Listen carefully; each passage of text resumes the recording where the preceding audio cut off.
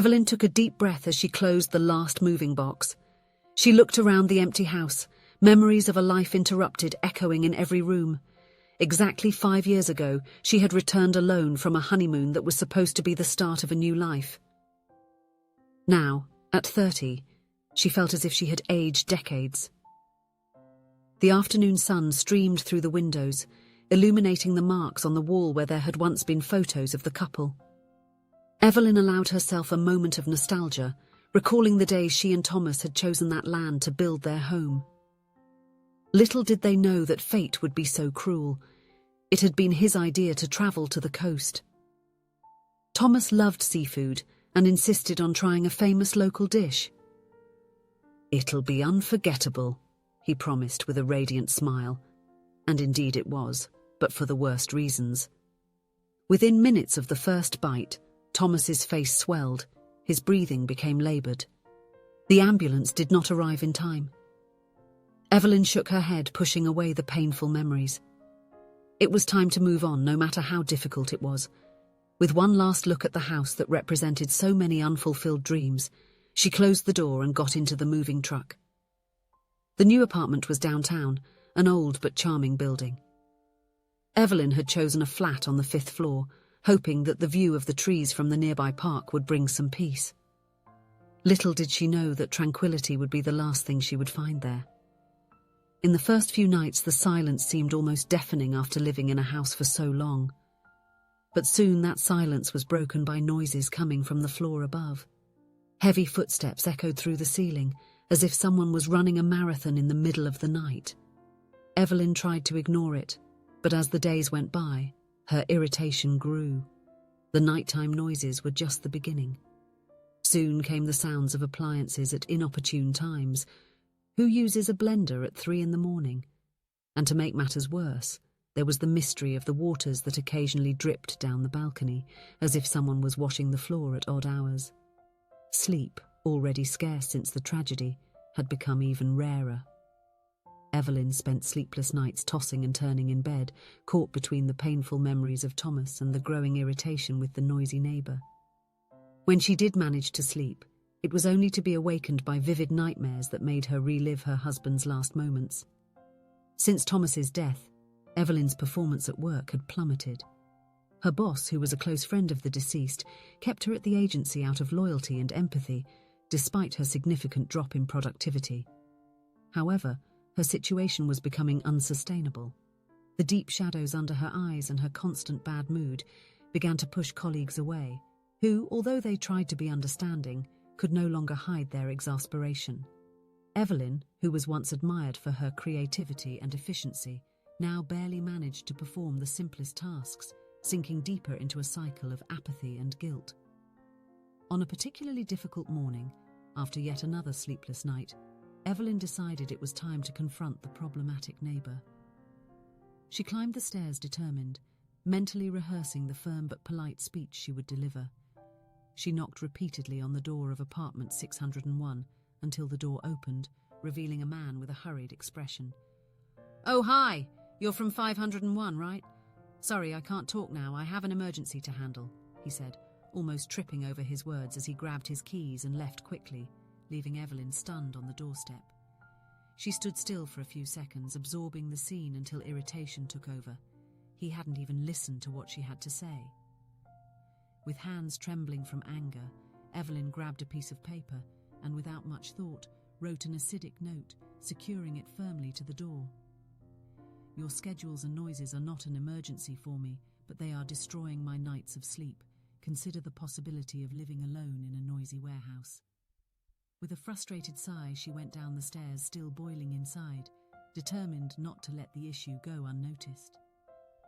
The weeks dragged on, and her irritation only worsened. Evelyn felt like she was trapped in a downward spiral of bad luck and exhaustion. Her boss called her in for a serious conversation, warning her about her productivity. She promised to improve, knowing deep down that it would be difficult to keep that promise. And then, on a grey Friday, the inevitable happened. Evelyn was called to the principal's office and, in a brief and emotionless conversation, was informed of her dismissal.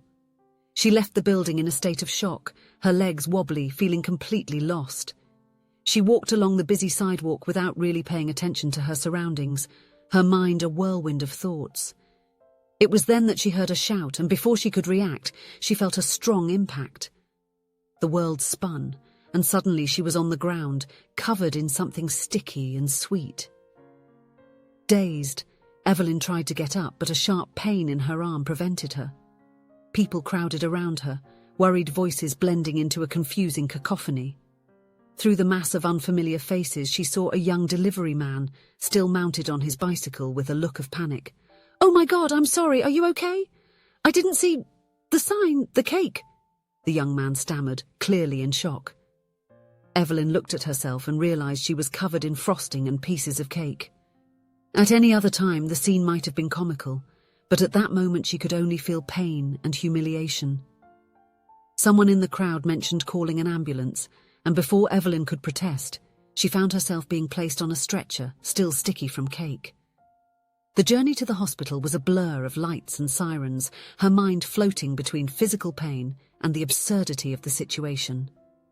In the emergency room, Evelyn was taken to a treatment cubicle, still trying to process the day's events. A kind nurse helped her clean off some of the frosting and promised that a doctor would see her soon. Minutes later, the curtains opened, and Evelyn looked up, only to feel her jaw drop in surprise. There, wearing a white coat and with a stethoscope around his neck, was the face she had been imagining yelling at for weeks. The doctor smiled, apparently not recognizing her right away. "Good evening, I'm Dr. Arthur. Let's take a look at that arm, shall we?" he said, approaching. Evelyn blinked several times, unable to believe what she was seeing. Her mouth opened and closed a few times before she could form words. "You!"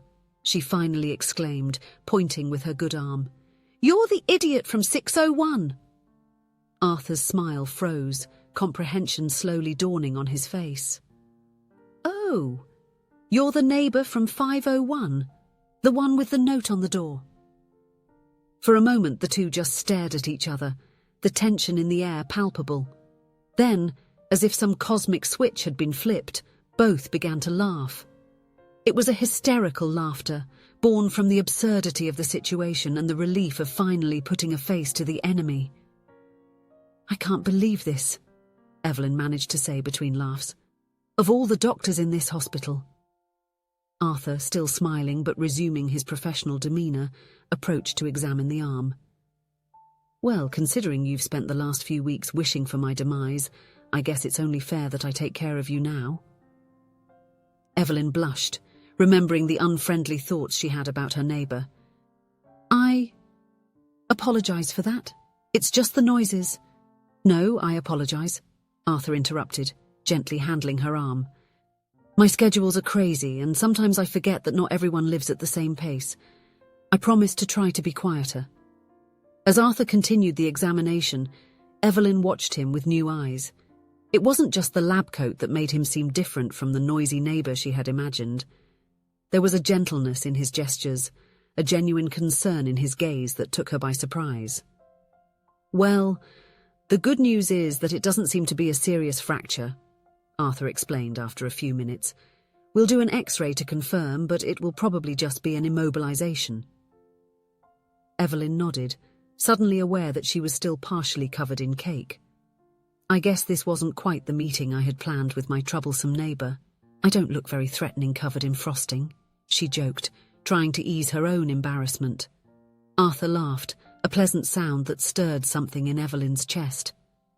"Well, at least now you know that if you need to complain about the noise, you can come straight to the hospital. You'll probably find me here."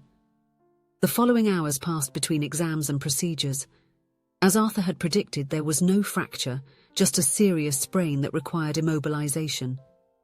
When the treatment finally ended, it was already past midnight. "My shift is over," Arthur said, helping Evelyn to stand up. "I can give you a ride home if you like. After all, we're heading to the same place."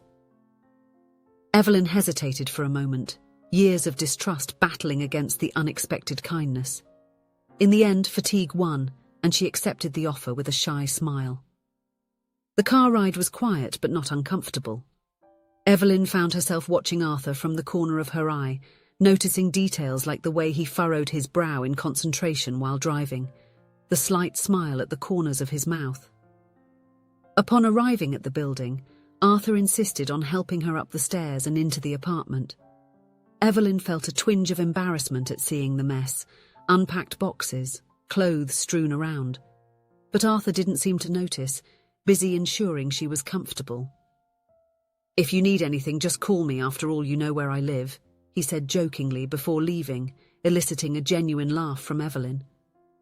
In the days that followed, Evelyn was surprised by the change in her routine. The noises from upstairs hadn't completely ceased, but now they were accompanied by amusing text messages. "Sorry about the blender at 4 in the morning. 36-hour shift. Need vitamins." Steps in the early morning, trying to break a record on the treadmill. "Sorry." Gradually, the messages became more frequent and less related to the noises. Arthur asked how her arm was and if she needed help with anything. Evelyn found herself smiling at her phone, eager for the interactions. One night, about 2 weeks after the accident, Evelyn was surprised by a knock on the door. Arthur was there, holding a pizza box and wearing a hopeful look. "I thought maybe you'd like some company for dinner, and I promised not to drop anything on the floor afterwards," he joked. That night marked the beginning of a new phase. Shared dinners became frequent, sometimes at 5:01, sometimes at 6:01. Evelyn discovered that Arthur was a great listener, and for the first time in years she felt comfortable talking about Thomas, about the pain of loss, about her fears. Arthur, in turn, shared stories of crazy shifts, of lives saved and lost, of the challenges of his profession. Evelyn found herself fascinated not only by the man, but by the passion with which he spoke about his work. Months passed, and almost without noticing, Evelyn realized that the nightmares had lessened. The sleepless nights were replaced by late-night conversations with Arthur, sometimes in person, sometimes over messages when he was on duty. It was on one of those nights, almost 6 months after the bicycle accident, that something changed. They were at Arthur's apartment, Evelyn helping him organize some things after a particularly long shift. "You know," Arthur began, his voice soft, "when I moved here, I thought it would just be a place to sleep between shifts. I never imagined I would find, well, you." Evelyn felt her heart race. She knew what was coming, and for the first time in years, she didn't feel afraid. "Arthur, He stepped closer, taking her hands in his. "Evelyn, I know we had a complicated start, but these last few months, you've brought joy to my life, and I would very much like the chance to do the same for you." The words got stuck in Evelyn's throat, conflicting emotions battling inside her. But when she looked into Arthur's eyes, she saw there all the affection, all the understanding she didn't even know she needed. That night, for the first time in 5 years, Evelyn slept without fear of the dreams to come. And when sleep enveloped her, it was not nightmares that visited her. In her dream, Evelyn found herself on a sunny beach. Her late husband Thomas was there, smiling that smile she had loved so much. But there was no pain in seeing him, only a sweet nostalgia. "It's time, isn't it?" she asked, knowing the answer. Thomas nodded, his eyes shining with love and understanding. "You deserve to be happy, Evelyn. You always have." With one last hug, Evelyn said goodbye. When she turned around, she saw Arthur in the distance, waving at her. With a light heart, she walked towards him, ready for a new chapter. Evelyn woke up the next morning feeling renewed. The sun streamed through the window, illuminating Arthur's sleeping face beside her. She smiled, realizing that sometimes love comes in the most unexpected ways. Sometimes an annoyance with the upstairs neighbor can become a beautiful love story. If you enjoyed the story, please leave a comment with a rating from 1 to 5 to show how much you liked it. Also, watch the video that is now appearing on your screen. See you soon.